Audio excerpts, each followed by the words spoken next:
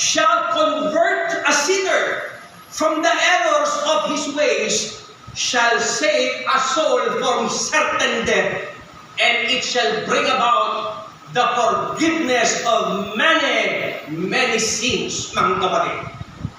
At sa inyong lima, kapatid naman yun, kapatid na Jericho, tama ba o Joshua? Joshua, Cyrus, Jericho, at kapatid na Gino. Unawain ninyo at alamin na ang sandaling ito ang maituturing kong pinakamagandang pangyayari sa inyong buhay.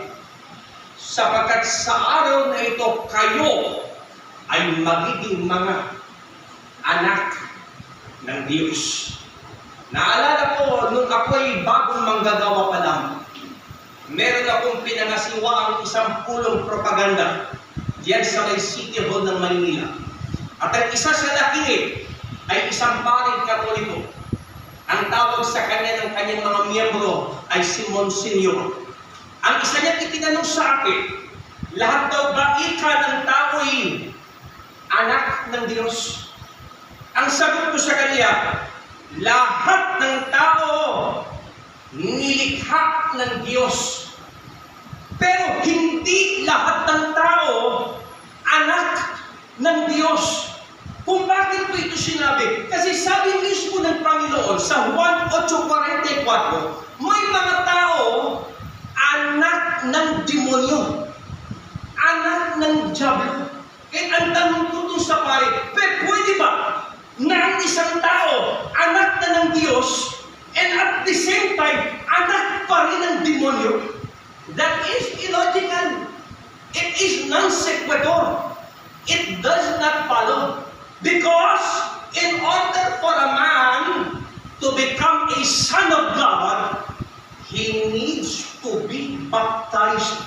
You can never become a son of God unless you are baptized. Kung gusto mong maging anak ka ng Diyos, dapat kang magpabinyag. Hindi ka pwedeng maging anak ng Diyos maliban na kung ikaw ay bautisado. Ngayon, maaari kong tanongin sa akin, Joke, nabinyagan ako eh. Nung ako'y sanggol, at hindi lang ako nabinyagan, kundi bagos nakumpil pa. Ano yung kumpil? Yung mga Katoliko dito, marahil alam niyo yun. Yun ang act of confirmation. Yun ang isa sa 7 sagradong sakramento ng simbahang Katolika. Sapagkat sa pamamagitan ng kumpil, ikaw ay formal na pumapasok sa loob ng kanilang simbahan o relihiyon. Kaya ginagawa ito. Kayong tatanungin, sasagot po kayo ng maliwanag. Sapagkat ang wika ng apostol na si Santiago, ang inyong oo ay magiging oo. Ang inyong hindi ay magiging hindi, upang huwag kayong mangahulog sa hatol. Nangangako po ba kayo na kayo'y magiging tapat sa paglilingkod sa harapan ng ating dakilang Diyos, tagapagligtas na si Kristo Jesus? Magsisagot po kayo.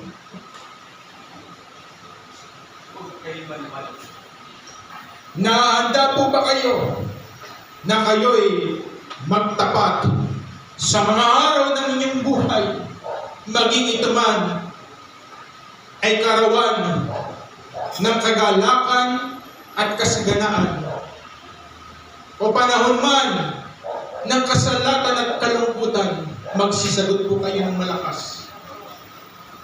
Nanunumpa ba kayo na igagalang ninyo ang diwa ng pagkakatawag sa inyo ng ating Panginoon? Magsisagot po kayo. Pagpalain po kayo ng Panginoon, ibabanin ninyo ang inyong mga kamay.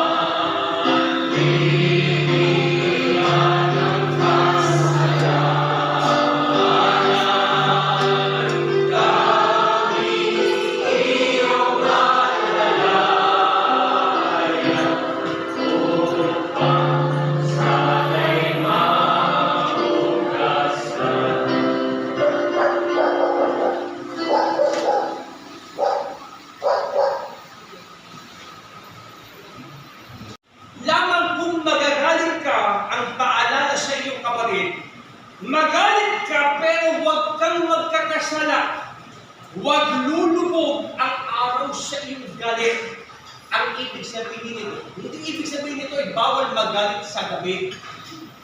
Kasi nakalugod na araw, hindi ganun.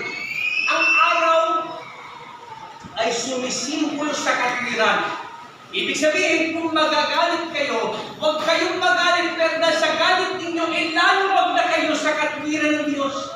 Yun ang bawal. Ano pa? Ang magnanakaw, huwag lang magnakaw. Anumang salitang mahalay ay huwag lumabas sa inyong bibig, kundi ang mabuting ikatitibay ayon sa pangangailangan.